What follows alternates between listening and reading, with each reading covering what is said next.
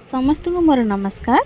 सकाल उठी गाधे पड़ी भोग नहीं बाहरलु बालुका पूजा करने पत्र तोलुचु हार करने तापर आसिक आमर बालुका पूजा कर पूजा सरला पर घर को फेरिलु अलता लगे खाइबा को बसिलु। खाइबार देखु केते आइटम है खाई सारिकी रेडी हो गलु शाढ़ी पिंधिबा जेहेतु खुदुरुकुणी ओषा शाढ़ी झील मैंने पिंधिबा तो कंपलसरी। तापर आमे चिता पकई देइथिलु। चिता पकई समस्ते घर को तो फेरी जाइथिलु भोग आनिके आसीथिलु। तापर बही पढ़ा स्टार्ट करिथिलु। बही पढ़ा सरला परे भोग कटा आरंभ होइथिला।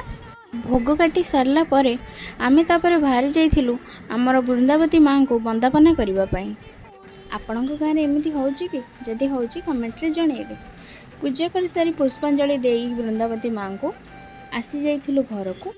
तापर माँ को वंदापना करिकी पूजा शेष करिकी घर को फेरी थिलु। रहिले नमस्कार।